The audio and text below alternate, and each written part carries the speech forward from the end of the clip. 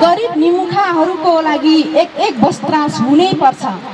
अब गरिब निमुखाहरूको लागि एक वस्त्रांश हुनै पर्छ।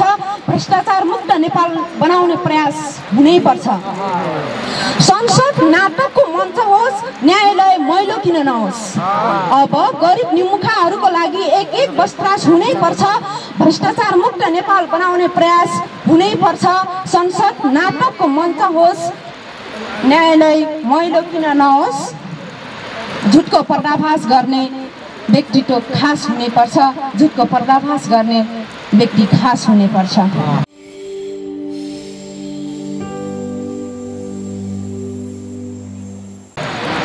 म एउटा गजल सुनाउन चाहे।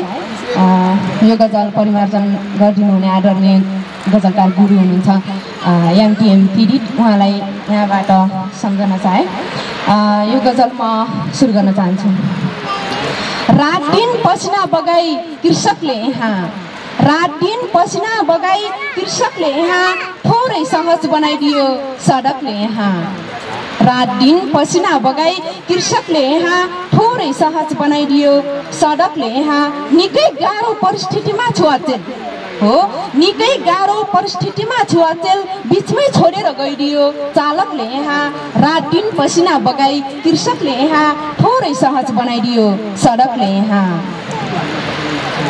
पक्कै खुसी लेख्न भुलेको हुनुपर्छ है, पक्कै खुसी लेख्न भुलेको हुनुपर्छ मेरो भाग्य लेखिदिने लेखकले यहाँ। रात दिन पसिना बगाई कृषकले यहाँ थोरै सहज बनाइदियो सडकले यहाँ।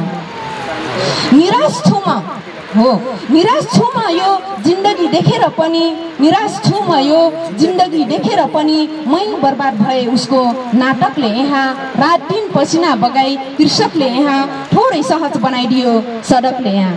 म गजलको अन्तिम शेयरमा छु। हो म खराब हुँ, हो म खराब हुँ ढुक्कले भन्न सक्छु, हो म खराब हुँ ढुक्कले भन्न सक्छु, गलत नै देखाइदियो मापकले यहाँ।